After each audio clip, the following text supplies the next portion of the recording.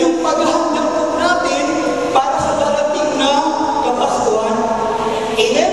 So yung paghahanda po ay mayroong 4 na linggo. There are 4 weeks before Christmas.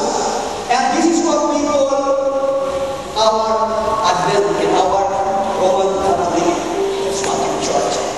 Amen po? Amen. So ito pong paghahanda na ito yung very gospel po natin ngayon.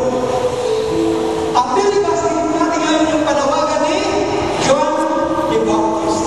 Kung natatandaan niyo po, noong nakarang linggo, yung first Advent po natin, magtataka po kayo, sabagat ang first Advent po natin, ang message ay end of times.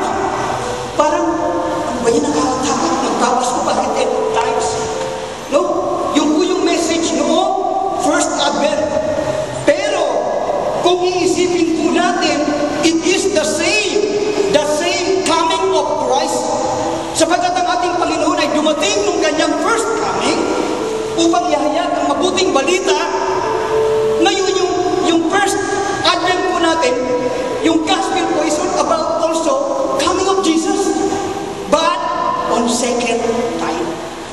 Amen? Amen. So yun yung paghahanda. Remember na ating Catholic Church, itong ating Roman Catholic Church, ang year po, ang tema po, ngayon, sa buong taon na ito, ay Year of the Faith.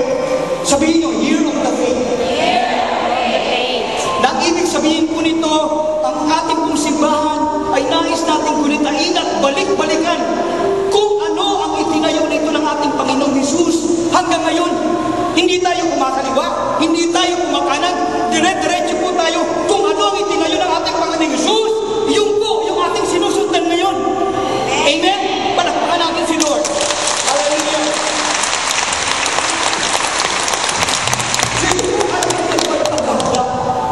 Yung Advent po ay kinuha sa Latin words na Adventio. Adventio meaning to come. Sino yung darating at dumating na at darating pa?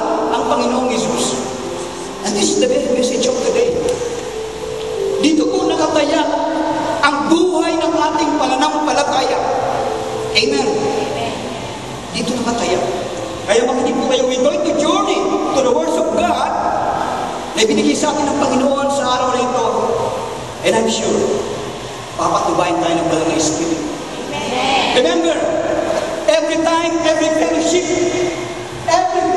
po na ating pinupunan, every fellowship, there's always the Holy Spirit that guiding to each other. Ito po yung nagli-link sa atin. Kumbaga, ito yung pinaka-link natin upang maunawaan natin kung anong sinabi ng ating Panginoon na 2-3 mahigit man na nagkatipon. Ako ay nasa kalagitnaan. Bakit? Sapagkat ang banal na Espiritu ang nag-unite po sa atin. Maliban ang banal na Espiritu, hindi po magtrabaho sa atin, kaya na tayo umawit. Bakit tayo umawit ng joyful? Bakit tayo umawit ng worship? Sapagkat inihanda natin ang ating sarili upang maunawaan natin ang kalooban ng Diyos sa bawat isa sa atin. Amen. Palakpakan natin ang ating Diyos.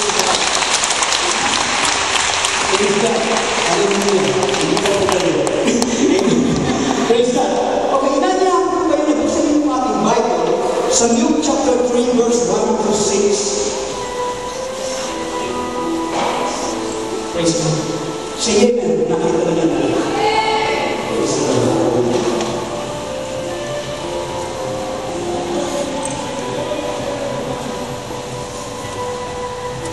Chapter 3 verse 1 to 6 says, in the 15th year of the reign of Tiberius Caesar, when Pontius Pilate was governor of Judea, Herod, the tetrarch of Galilee, his brother Philip, the tetrarch of Iturea, and Trachonitis, and Lysanias, the tetrarch of Abilene. During the high priesthood of Annas and Caiaphas, the word of God came to John, the son of Zechariah, in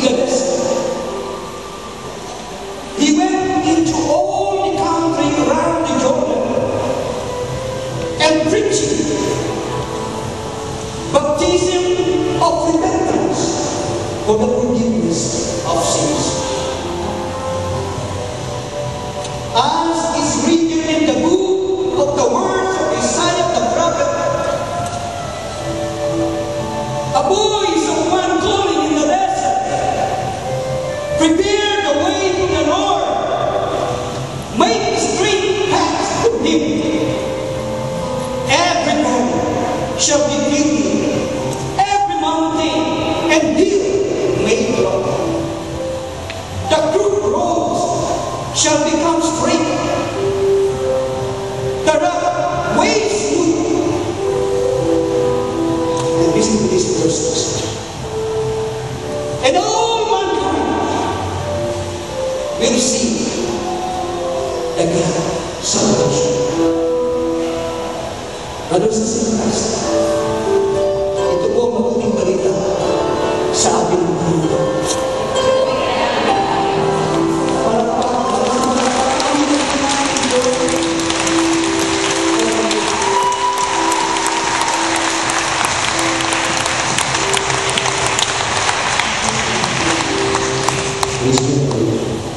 Ilagay po natin ang presensya sa ating Diyos na buhay. Lalo na po sa St. Christ, in every time po, kahit siya po pwede siya, tayo po mga tao, meron po tayong dumating. Sa bibig po ito, pinupuhay po ng ating Panginoon. Sa bibig po ito, praise po tayo sa Kanya. Sa bibig po ito, humihingi tayo ng awa sa Kanya. Pero sa bibig din po ito, lumalabas po hindi magaganda sa atin. Ito po yung ating dumating. Because we are a carnal man, flesh.